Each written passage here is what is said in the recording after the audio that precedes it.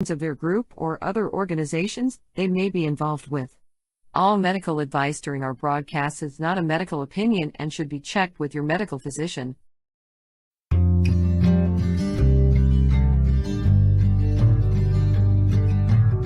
I want to talk about news, don't want the drama. From no pretentious media Madonna. I found me a great ganja mama. Cannabis and coffee with Tamarijuana. Good morning, everybody, and welcome to Cannabis and Coffee with me, Tamarijuana. It's been a while since I've been back. Just kind of revamping and coming into the new year. Welcome to 2024. Can you believe it's 2024? I'm having a hard time here. So we're doing a live TikTok. Well, this isn't live, but it's a video, so we can try and get some live on TikTok. But anyways, we have to get this out. So I've got this new project going, and I think some of you might have heard about it on my page. But it's, where's the plant money? Where is the cannabis taxation? So today I was going to try and get a few of the MLAs on the phone and stuff, and I did send a few emails out, and of course we've gotten no response. But this is something that I think that is really imperative, because in British Columbia, we know that we've got the community safety units. They go around and steal medicine, right? Because that's what they do. They go around and they steal medicine from Ted Smith, the VCBC, any unlicensed by recreational or medical, because apparently I'm seeing that there's a medical licensing now. So apparently you can get licensed for medicine, but you still have to be using the licensed producer's cannabis. Yeah. Anyway, so that's where that's at. But I wanted to bring this up because we're gonna take a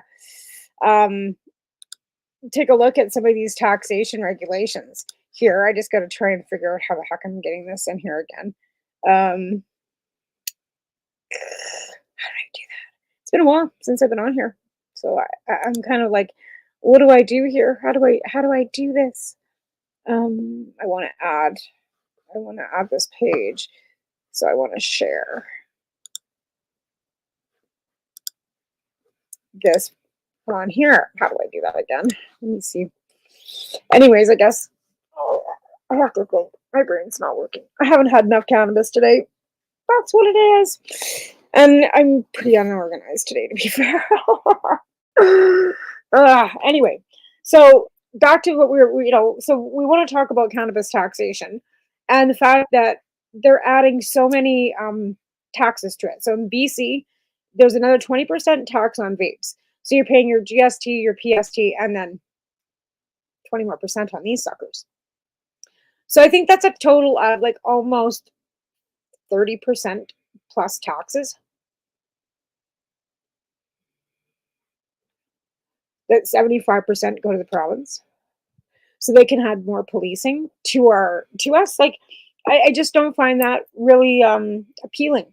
And I didn't fight for any of this for people to have more policing. And again, like all those community standards units do is go in and steal stuff, don't charge anybody, leave a huge fine behind. And what if that store can't pay that fine? What if that person can't pay that fine? What if, like, what then becomes of it? Then the money's not collected, nothing happens. But I know that the stores send all their taxation directly from the store to the province. It's not a federal transfer. It's not like the feds, get it off, get to invest it, squirrel away with it, and then that's it, right? So again, like I said, I was going to have a call-in where I phoned the MLAs, and I was going to because you can't really cold call them. That's not really fair. Like, you can't really just say, hey, and then you're recording them, right? So you have to let them know what your intention is. That's how I feel about it. I probably could cold call them and not tell them, but I don't feel that's fair. So I sent emails out to a couple, like my MLA, Tom Shapika, what's his name, Doug Klochev, who's our Revelstoke one, and then, ones that are, for around my area, to see what they knew or if they knew anything about it. because they're not even NDP. And we have an NDP government. They're on the other side of the aisle. And I, of course, got it, as usual. That just seems to be the kind of the way it goes. But you know what I mean? Like this is it's kind of a funny thing that happens, that they just don't bother responding. Okay, so I want to try and figure out how to do this. I'm going to share the screen. Here we are. Okay, now I've got myself back to where I want it to be. Okay, so we're going to go and I'm going to add this to the stage, and here we are. So we've got cannabis taxation up here in front of us, and it says the combined rate of all federal, provincial, and territorial cannabis specific duties and taxes will not exceed higher of $1 per gram or 10% of the producer's selling price. So that's how they're basing the tax on, right? Now then you want to go and find out exactly how it's all, provincial. So we've got cannabis for the province of British Columbia. We're going to bring this up too. So this explains how the PST is applies to it, right? But then they collect it. And my stance on this is we fought for social programs more than anything. Law reform, health and safety, and to give some more money back to healthcare and education, and Indigenous or wherever it was needed, not community safety units. Like, and then they want to save for rehabilitation. Rehabilitation from what? How many people do you really know that go to rehab for cannabis? Like, how many people are in detox and treatment centers for cannabis addiction? Like, how many people? How many? Because I'd like to, we'll look those stats up too, because I'm just calling bullshit on a lot of this stuff. Okay, so you have to register, right? Medical cannabis. Okay, see, they've got medical cannabis right here. You see it, medical. You sell or intend to sell medical cannabis at a retail in BC, you must register to collect and remit PST. Before you can register for PST, you must have federal authorization to make retail sales of medical cannabis. So this is, and the same with non-medical. If you're selling or intend to sell non-medical cannabis, you must register and collect with TB. So you get to collect taxes on both. This is ridiculous. Okay, you charge 7% PST on retail sales of cannabis products such as fresh or dried other goods, 7%. Vape. Okay, here we are with a vape. You charge 20% PST on retail sales of vape products, which include vaping devices, cartridges, parts, accessories, vaping substance. So you don't charge tax on cannabis seeds.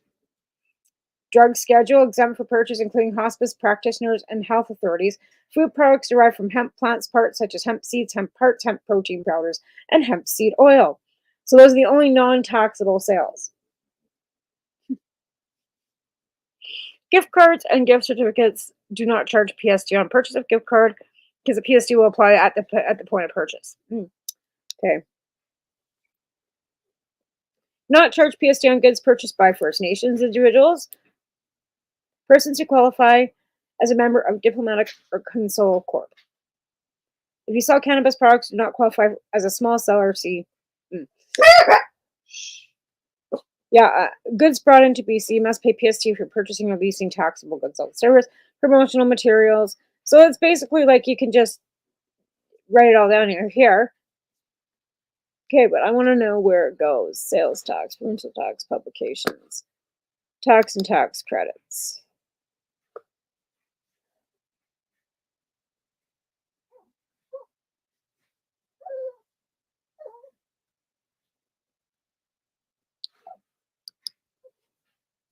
I have a dog whining, I know. Stand for find out about updates to PST and how to subscribe for PST and their tax updates. Okay, PST titles, taxable goods, software to service acquire in BC or brought into BC for use in BC. Okay, you have to register, collect, file, and pay tax. So basically, they send all their PST directly to the province. And as you heard, they're doing like 27% on a vape. So 20% on any cartridge or anything like this, plus the 7% GST. goes directly. Now I'm not sure what, it'll be different in Alberta, it'll be different in Saskatchewan, Manitoba. Like it's different from province to province on what taxation they've actually got. But again, like you've got all this tax that's going to these provincial governments that are screaming for more money for housing, for healthcare, and the cannabis taxation. Let me see. Like I think it was like 2.8 billion. Let's see. We'll Google that. How much tax has been collected in BC for cannabis? As of May of 2022, the province says it's received 112.74 million in federal excise duty payments, 30 million in the first 4 months of 2022 alone. The province has also collected 91.3 million in PST on cannabis sales in its time frame. $91.3 million. 91 point. It's right here. 91.3 million in PST on cannabis sales in 5 years. That's just in British Columbia.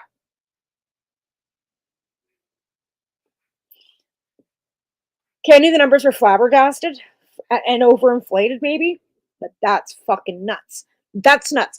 And the reason why I'm not saying this on TikTok is because if I use the word cannabis, they won't let my stuff go out. Like you can't say the word cannabis on TikTok. You can't any of it. None of it. In fact, that clip that I just took, it'll probably be going against their community standards because it's got a pot leaf. Let's see. I'll almost guarantee that was a notification that I just got saying that they will not upload my TikTok because it's got cannabis in it. And I might get another like, oh, you're done. Let's see. Let's see if they blocked it.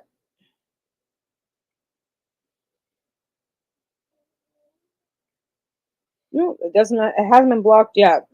Amazingly enough. And that's the thing with this stupid app. Like, yeah, you can sometimes, keep it on, and sometimes you can't. Anyways, we're gonna do this. We're gonna see if we can flip this around and see if I can't let it play out. Anyway, so again, here we are. Oh, for cripe's sakes, this thing. Back to the cannabis, like back to plant medicine. Where's a plant medicine? Especially when you got, like it says, as of May of 2022, the province says it's received 112.74 million in federal excise and duty. So that part has come from the federal government. And then you've got this other 91.3 million in PST. And you guys are screaming that there's deficits and you're going to put $91.3 million into policing. Then why are we having such crime rates? Why are our crime rates, and why are we having all these issues? Because you're not implementing that money into the right. Oh my God, I just want to, like, you're kind of kidding me right here. Like, you're kind of kidding me. Like I said, I knew it was like large taxes, but yeah, this is kind of fucking crazy. To be fair, I just can't even. Do you hear that, folks? $91.3 million in cannabis taxes. 91.3 just in British Columbia. Yeah, it's fucking nuts. It's flabbergasting to me. Totally is that they have collected that much money, and we're sitting here with people that have got houselessness. We have people that have our health. Pardon? Pardon?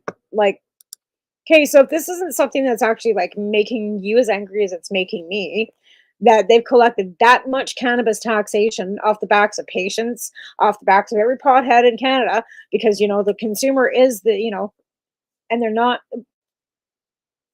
even talking about it. Okay, they're not even talking about excess of cannabis taxation. Never mind cannabis, alcohol, tobacco, lottery, so there's and never mind the PST on everything else. and Alberta doesn't have a PST, to be fair. So let's see how much taxes have been collected in Alberta. How much cannabis tax collected?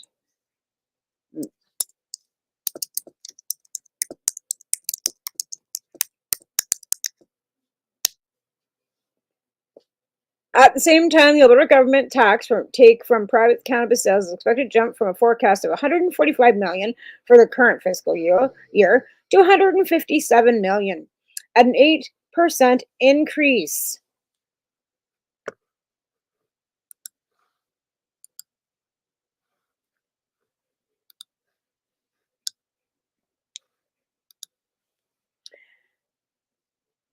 Taxes taken from private cannabis sales, but they've got no PST in Alberta. Are you seeing this? Are you seeing this? It's forecasted to go up 8%. Yet Danny wants your CPP too. You know, I try to keep the politics out of this show because everybody knows I'm a political junkie, and I really try to keep the politics out of this show. But do you see what the conservative premiers are doing in each province? Do you understand the jurisdictions, and do you understand civics? Because a lot of this stuff is handled by the province, including healthcare, education, social programs. The biggest projects that are handled by the federal government are like infrastructure and like our policing, like the RCMP and, you know, safety and that kind of stuff, and, you know, foreign affairs and, like, you know, that kind of stuff. But 90% of everything else is either the municipal or it's a provincial. And like I said, I hate to bring politics and civics into this show because I like to keep it pretty well based on cannabis. But this is the problem that we're having in Canada. Too many people do not understand how civics work. Anyways, so let's go see let's see how much in Manitoba. Let's go to Ontario, because a lot of you watch me from Ontario. And we will go to Ontario now. Let's see. 458 million. That's roughly $29.80 per Ontario resident, or 22% of consumer spending.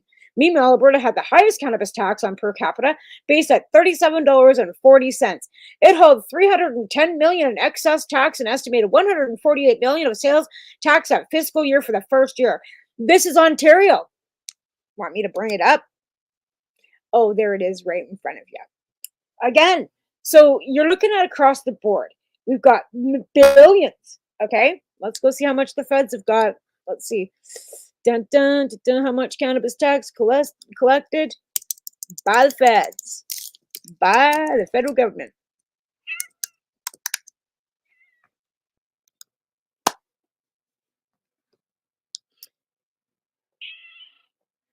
Okay, so here it is.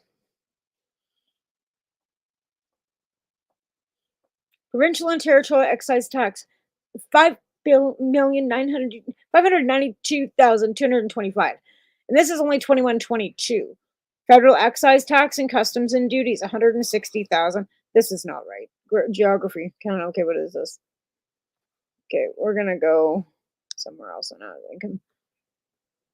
I'm not understanding how that. 112 million in excise.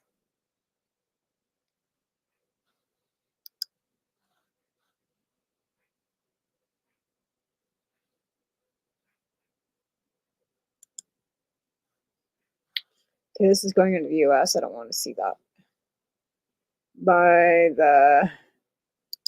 We'll change this.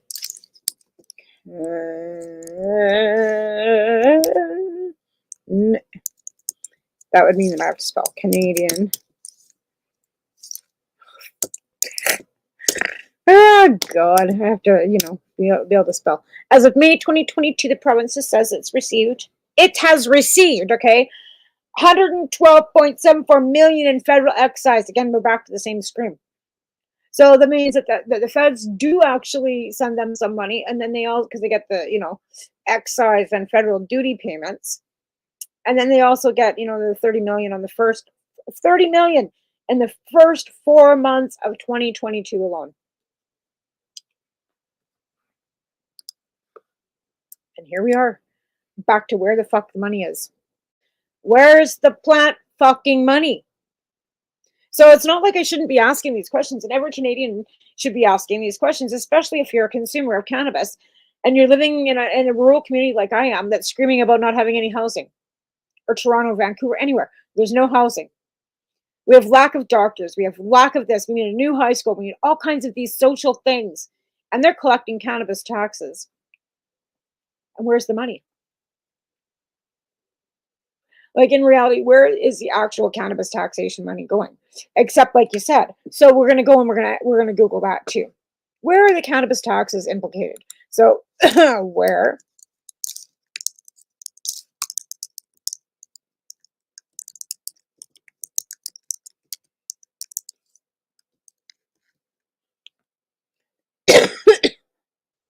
I don't want weed. That's not good. Cannabis.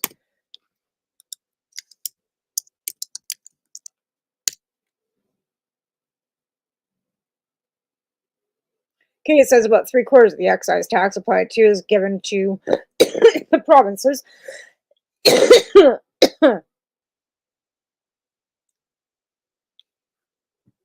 So it just says it's given to the provinces. Where does the cannabis tax money?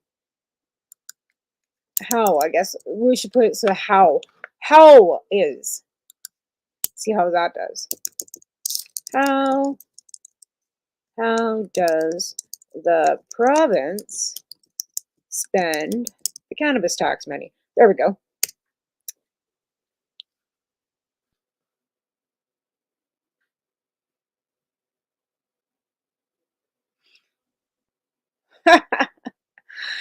Ensure cannabis regulations in British Columbia protects children and youth, prioritizes health and wellness, educate drivers, keep the criminal element out of cannabis, and ensure consumers get a safe product that they can trust. So basically, that's what they're basically saying is where they put the money. Right here, folks. Which is complete bullshit. So this is the whole rest of the project for the campaign, is that we need to reiterate that that's not where we want the money to be going. Because I don't see any education and prioritizing what. I don't see anything. I don't see that going anywhere. So I want to know exactly where that's going, because it shouldn't be going to this. It should be going to education for sure. It should be going to healthcare, health and wellness for sure, but it's not. We need to open more seats to train doctors and nurses. We need to open more clinics. We need to get our education system back up. We need new schools in a lot of these small towns. Yeah, we need to have free university education. That's my thing. Like, everybody goes, "Oh, that's really socialist." You know, I'm a centralist, and I'm not really a socialist. Like, I believe in social democracy, but I think if you want an educated society, you have to be able to make it attainable. And if that means that somebody that can't afford to go needs to go and has a grant or whatever that they never have to pay back, so be it. But I really believe that we need to give our society the education that they need, and we'd be a better society if we were all educated. Maybe just trainings, like not even just university, just whatever you want to do that educates yourself, so that you're not like floundering, minimum wage jobs, never being able to get ahead of yourself. Anyway, just unbelievable. Where does the cannabis tax money go in Canada? Revenues from the excise and duties go to the province and territories. How much money does the government take from cannabis? From make, it says 160.2 million, 108.9 million. There's so many different inflated numbers here. So yeah, what is the highest tax on cannabis? See, and this goes into the states. 37% in Washington. Ridiculous. Like, it blows my mind. And again, it says that goes into education, and it goes into, educating drivers not to drive really high. Like, oh my fucking God.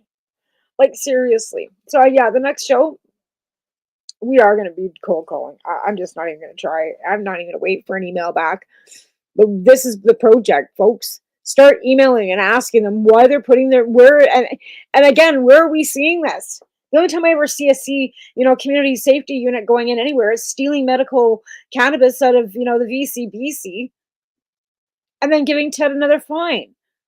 Then ultimately, the guy owes millions of dollars in fines and he's never going to be able to pay. Come on. Seriously. Education. I don't see commercials except for please don't get high. Don't jump in a car. If you're spending that much money on those stupid commercials, please stop. Please stop. Stop. It's a waste of money. It's a waste of my tax dollar. Do something good with it. Seriously. Anyways, we got to take a quick break and thank our sponsors. And right now I'm getting a little bit, pissy about this whole thing because it just irritates me so badly that they're just wasting money. And I like to waste money, trust me. But not on that. More policing. We're going to check on that when I come back. How many people go to, treatment centers for cannabis addiction? That'll be our next, after the break. Check and see. And I got to figure out how this light's shining on my face because it looks ridiculous. And I got to move. I said I was a pretty scattered mess when I first got on here. And I still am. Because I just get so worked up with all the stupidity of what gets done and what doesn't get done and what waste. All for what? More policing. Well, if that was the case, we wouldn't have, any crime. None. Anyways, we're going to take a quick break. Thank our sponsors because God knows we need them. Because, we appreciate you. Yeah. We're back. You're listening to the Pace Radio Network here at paceradio.net. Limestone City Hydroponics is Kingston, Ontario's hydroponics shop. Take your growing to the next level and create the optimal environment with a tent kit or maximize your yield with an ebb and flow flood table kit. Either way, Limestone City Hydroponics has more sizes and options to fit your needs.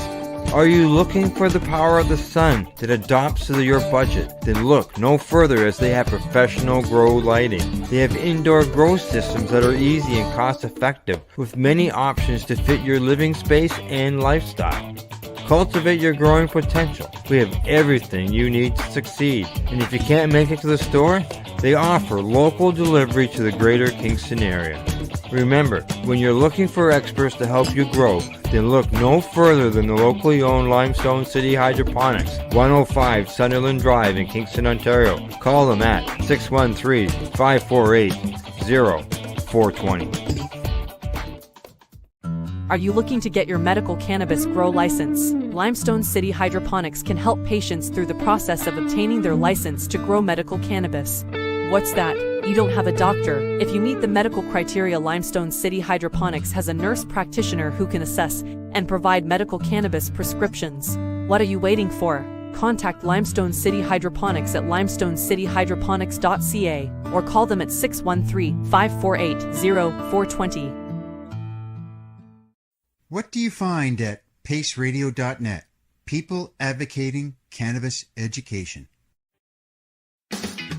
Enjoy the buzz of legalization with Campbellford Lifestyle Shop. From lights to plant nutrients, books, consumption accessories, and more, we've got all your basics to grow or consume cannabis. Visit our info center or take a look at our piercing services and body jewelry, now available in-store through Campbellford Lifestyle Shop, 17 Bridge Street West, Campbellford.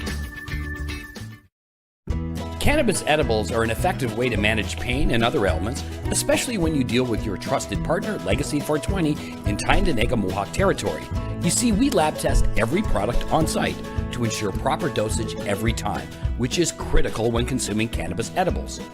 All Legacy 420 edibles are made by our classically trained baker and chocolatier, and we also have super tasty vegan options. Our baker has been in the industry for 25 years. She's also a chocolatier. Everything from savory to sweet, your chocolate bars, brownies, butter tarts, you name it, we make it. Talk to our knowledgeable Cannatex about our incredible variety available. Give your trusted partners a call. Legacy 420 out on your road.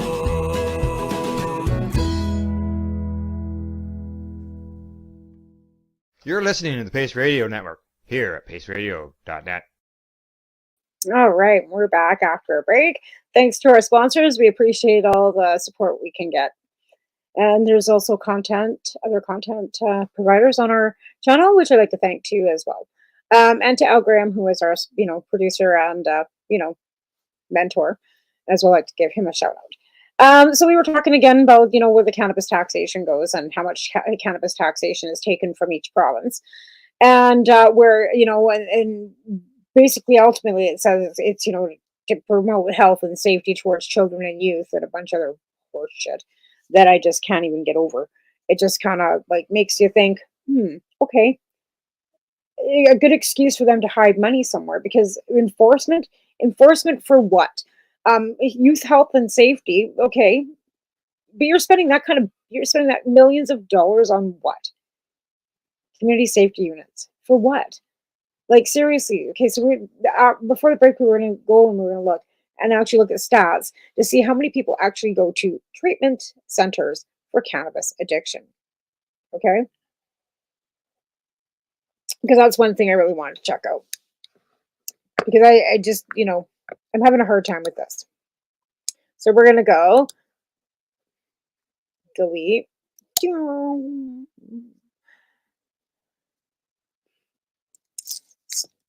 Stats on cannabis addiction in Canada.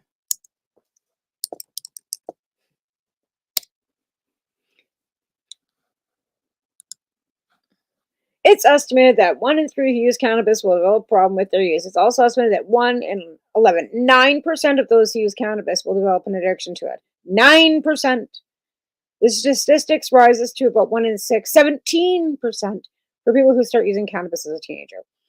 Okay, so that's 9%. Okay, they're gonna fucking spend $2.8 billion on 9% of the population that use cannabis. 9%. Okay, so Canada's okay, so we know that stat now. Stats on who?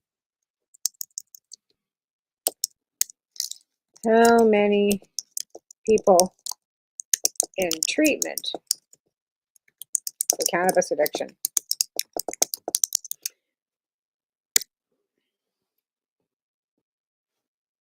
Cannabis disorder. And this is Canadian Centre for Disease Control and Prevention data and statistics.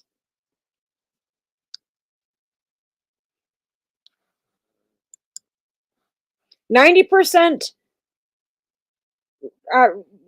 recovery rate. 20% of cannabis users develop cannabis use disorder.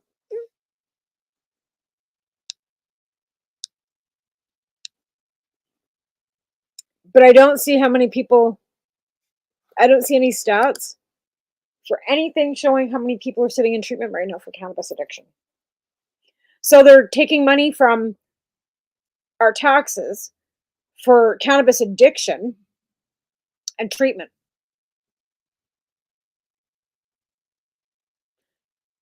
But there's no stats on how many people are sitting in treatment for cannabis addiction. And apparently 20% of cannabis users have cannabis disorder or addiction disorder.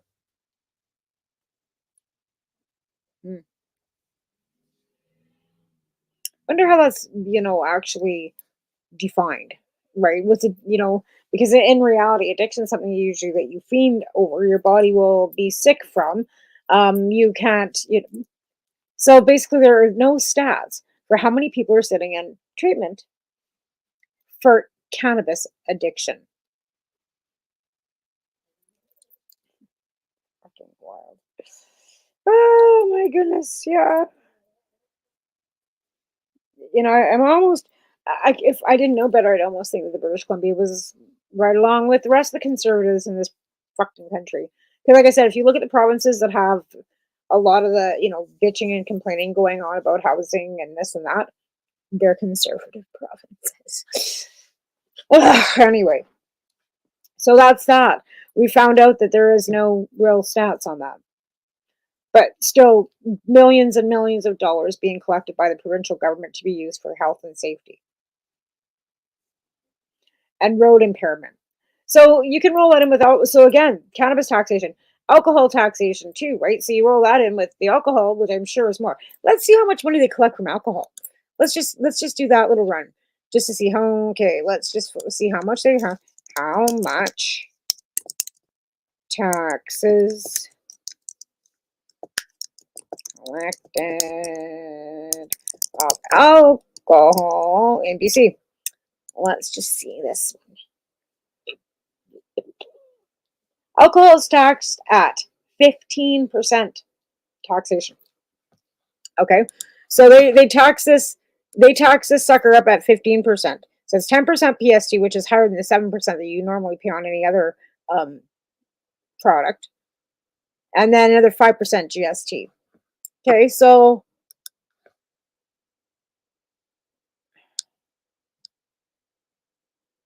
net income, I want to find out how much.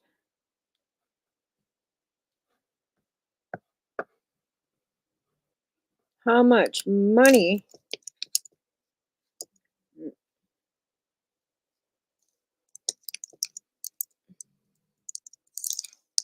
in taxes collected off liquor in BC? It's not what I want.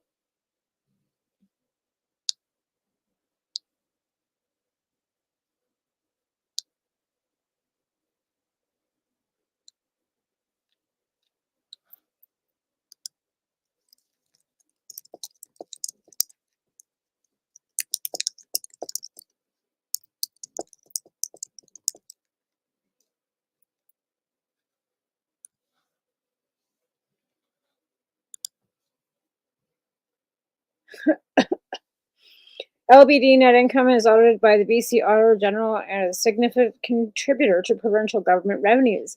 LDB's net income of the year was $1.189 million, 8.2% above target and 2.4% higher than the previous year.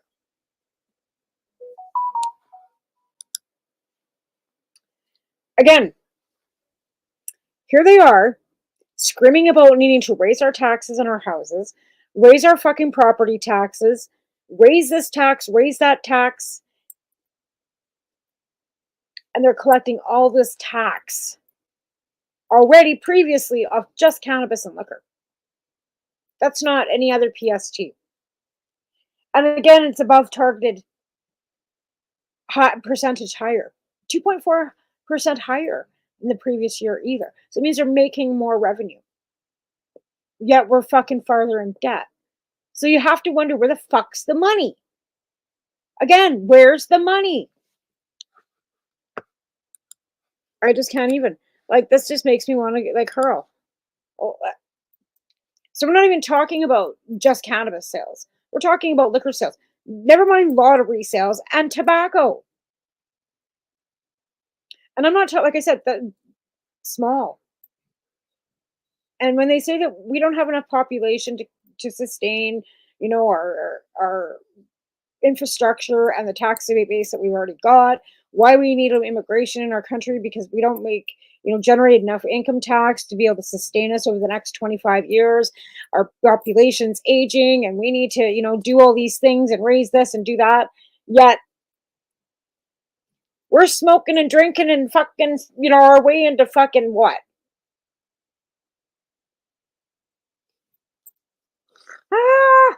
It doesn't make any sense. Make it make sense. Make this make sense. Make it make sense that we collect this much money off these things and there's not enough money. Make it make sense. I understand things are expensive. I understand, you know, how much money has to go out and overheads are high and blah, blah, blah. And, you know, we've got to pay all these people, you know, living wages and all these, you know, employees and all this infrastructure. Make it make sense. There's got to be somewhere that there, you know, that this balances, because there's so much. And then it's higher and higher every year. I get inflation. I get that too. But again, like, why is it that we're generating all this extra tax money and still having to raise everything? and still have to have inflation so high, and still have to worry about going into recessions when we've got cannabis taxation. And even in the United States, a lot of states have cannabis legalization and they have taxation too. Again, we've been saying this for 20 years. If we just do this, cannabis can save all of us, right? But what are they doing with it? They're putting it into places like enforcement. What? Commercials to get you to not smoke and drive. Like stupid commercials with a floating joint that probably cost $2 million to make. Right? So there's where your money went. Your money went to a commercial with a floating joint saying, "Hey dude," making us look absolutely incompetent and like a bunch of stigmatized potheads that we absolutely think that we are, which is not the case for 90% of us. I don't see any one of my co-parts or counterparts or anybody else on this network that sits around going, "Pass the doobie." Sorry, we're not Spicoli. And I don't, the floating joint doesn't impress me much.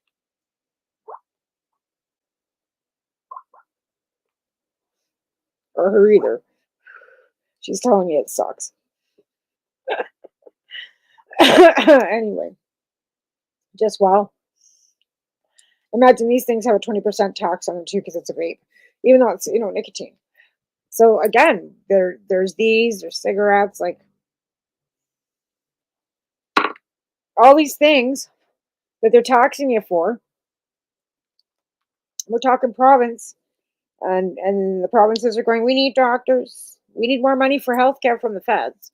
Alberta's saying, "We're going to take your CPP." Fuck yeah, right up the ass on that one. Yeah, all this murmurings and all these things that are going on, and it all revolves around money that we're all paying, money that was all coming off our taxes, money that's all coming off everything. Oh, I got some comments here that I didn't see. Spinning all other ways for medicine from a free end. What if one requires cannabis in order to drive? Peanut manager. Well, they should. Yeah, exactly. Well, welcome. I'm sorry. I'm just seeing these comments now. It is. It's just ridiculous. We should be understanding the perspective. Yes. Yeah, it's all ridiculous. It makes me want to throw up. All of it. And again, they've got medical on here, but they don't recognize medical, right? And then they're still taxing it. Okay, hang on. Okay, I will. Just let me see.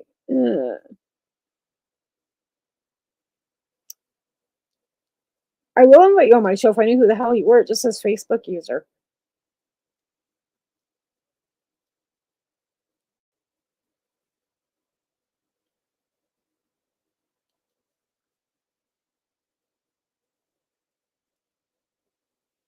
So, yeah.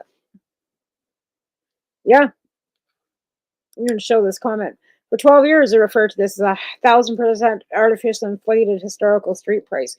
And, the thing of it is, too, is right now, prices have come down significantly. But again, you're still paying, and it's all tax. Like in reality, it's taxes. So you go and you buy yourself a little eighth that's $30, $34.99, or even $25. It's still costing you $30. You're still paying street prices after tax, right? You'll have to send me a message in my inbox on my personal page because it just says Facebook user on here. I'm sorry, I don't know who you are. And yeah, I'd love to have you on my show. I'm always looking for people to be on my show. Come on. But thanks for watching. I appreciate that too. Again, we've got we've been fighting this for so many years. We really need to now start pounding them again and start asking them and start maybe being able to redirect that money into. Of course it is. That's exactly the LP was, they want to remember, throw away cut your grow down, send it to us in kitty litter. We don't want you to grow your own medicine. God help you be self-sustainable. That too, right? That's right. Illegal weed. Yeah. It all started, and let's be fair. The first LP was a DG, right? That's how they made everybody kind of start. You had to have R&D. In order to have an R&D, you had to have a patient. because you had to have a license to be able to do it. And in order to have a license, you had to have a patient or be a patient, right? In order to be able to grow, to find out about, to introduce your R&D.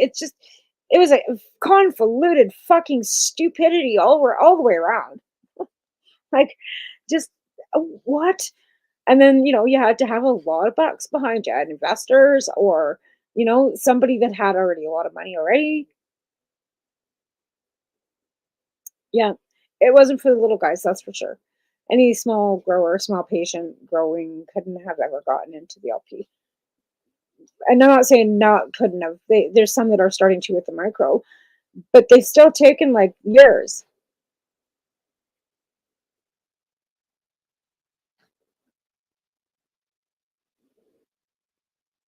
Yeah. I'd love to have you on, so you best be sending me a message so I can figure out who the fuck you are.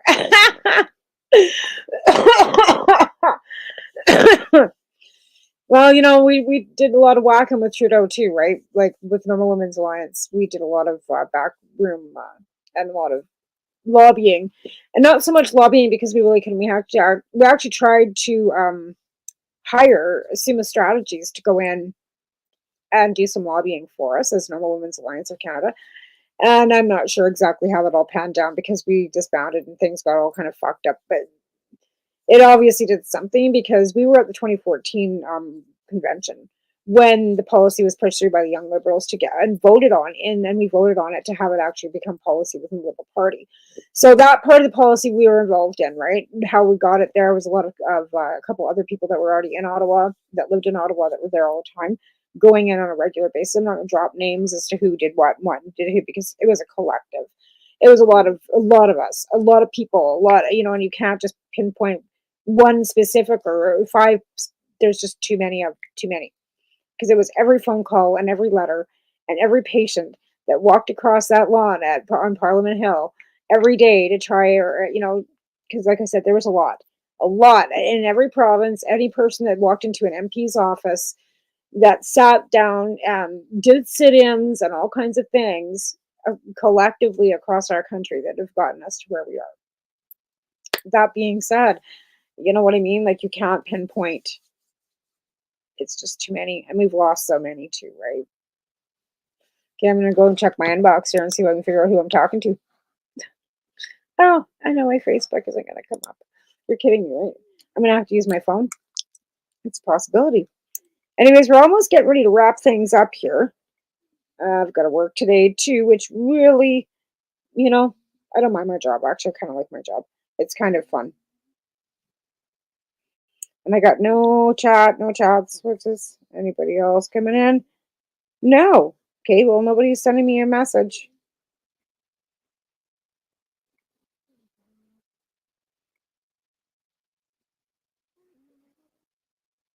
Nope. Okay, you have to send me a message. Because the only messages I've got are from one before. But yeah, we'll book you for next week if you'd like to come on the show, because I can use a guest anytime. So the new show, well, not new show. My show is going to be Mondays at noon Mountain Standard Time, 2 o'clock Eastern Standard Time. And because I work at 3. And that's, Tamara Cartwright Pullets, or just Tamara Cartwright is probably where it is. Or you can send it to the page, to the message to get through to me on the Facebook page. But yeah, definitely, because like I said, I can book you for next week, because I don't usually, it's been tough having guests come on the show, because once you're into the new system, it's hard to have people on, because they're not allowed to say a lot, because, or if you're not allowed to have any contact with anybody that might be involved in the black market, which I'm not. I work a regular job now. I don't do anything illegal except for consume, and that's not illegal. And I do buy from the legal market now, but it's just easier. To be honest, it's just easier. I can go in there, I can pick up a vape, I can do what I need to do. It's in and out, lickety split, and I'm not waiting, and I'm not wondering what I'm going to get. I'm not going to have to be worried about it. And that's one thing that I do really like about the legal system, is that I don't have to worry about what I'm getting. I mean, I can't see it per se, but I usually ask, my friends that work there, what's good. They have always directed me in the right direction, and I haven't been disappointed. I mean, there's been some stuff that's not always the best, right? But I mean, it is what it is, right? You take the good with the bad, just like you did in the illegal market. Because sometimes you'd end up with a bag of seeds or some pretty wet crap. So, you know what I mean? Or have to wait 2 days to get it, and, you know, and then have to worry about what might get mixed in with it.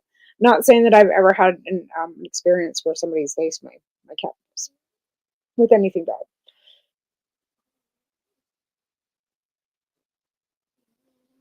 Oh, it does. It does actually.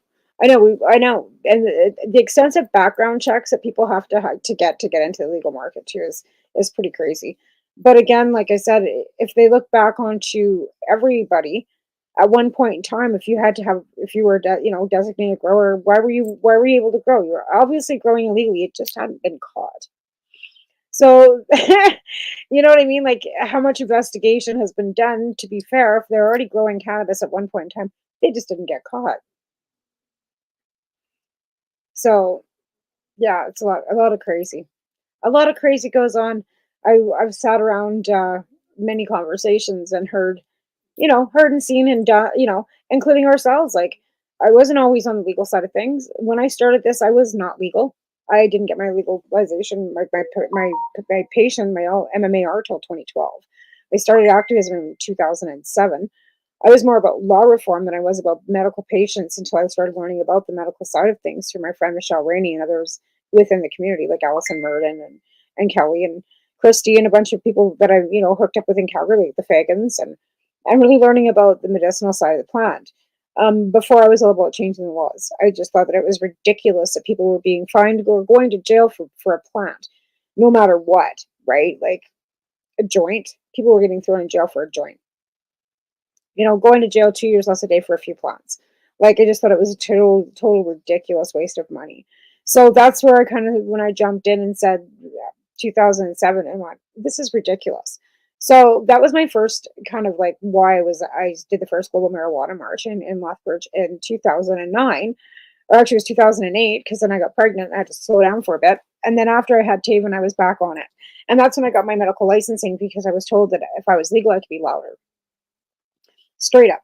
And it was helpful, because once you had your medical paperwork, you could be legal, right? You could technically be legal.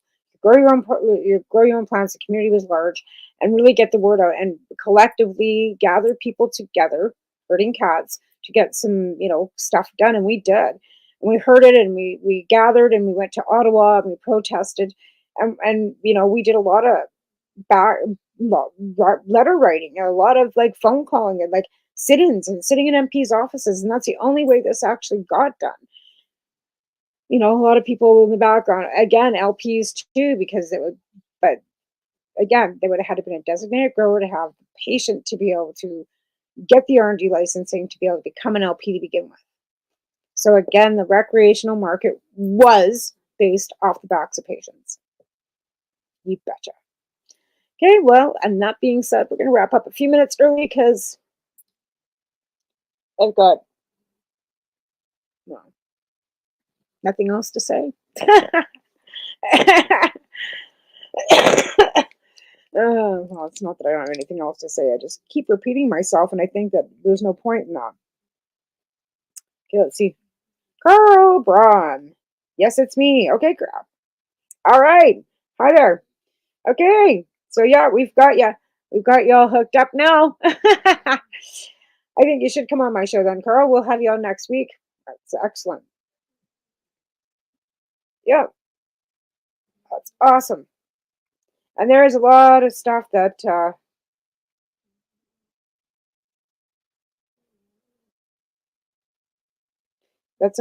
you know, with everything that's going on, we need to, like I said, we need to speak up. We need to have, like I said, I want to start this campaign. I will contact you immediately after the show. But again, we need to get this out. So again, share widely, please. Where's the plant money, or where's the cannabis taxation? Hashtag it, do whatever you have to do. Make yourself a video, share it, talk to your MP or MLAs. We're going to leave the feds out of this right now, because really this is a provincial jurisdiction. This is something that the provinces actually need to take care of, right? So MLAs, start writing them, emailing them, phoning them, asking them where the cannabis taxation money is going, and then tell them you do not want it going to the community standards unit. We do not need more policing. We do not need reinforcing. We do not need enforcement on a plant. And that's it. Bottom line. Stop it. Okay, so we're going to stop the show because here comes the cat. But yeah, where's the plant money? Start writing them. And you guys all have a good week. I got to get ready for work. And yeah, you guys have a good one. We'll see you next week with a guest. You're listening to the Pace Radio Network here at paceradio.net. The opinions of the individuals during this broadcast are their own, and may not be the opinions of their group or other organizations they may be involved with. All medical advice during our broadcast is not a medical opinion and should be checked with your medical physician.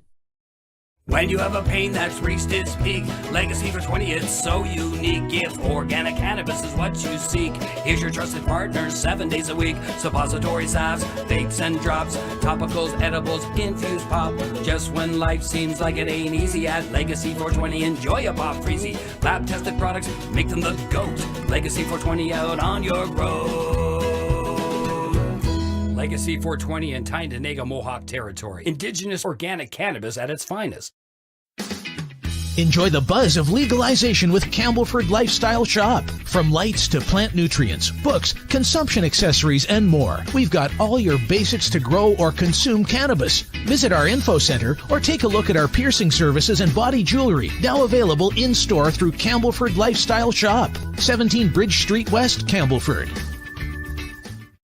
Limestone City Hydroponics is Kingston, Ontario's hydroponics shop. Take your growing to the next level and create the optimal environment with a tent kit, or maximize your yield with an ebb and flow flood table kit. Either way, Limestone City Hydroponics has more sizes and options to fit your needs. Are you looking for the power of the sun that adapts to your budget? Then look no further, as they have professional grow lighting. They have indoor grow systems that are easy and cost effective, with many options to fit your living space and lifestyle. Cultivate your growing potential. We have everything you need to succeed. And if you can't make it to the store, they offer local delivery to the greater Kingston area. Remember, when you're looking for experts to help you grow, then look no further than the locally owned Limestone City Hydroponics, 105 Sunderland Drive in Kingston, Ontario. Call them at 613-548-0420. We are people advocating cannabis education here at paceradio.net.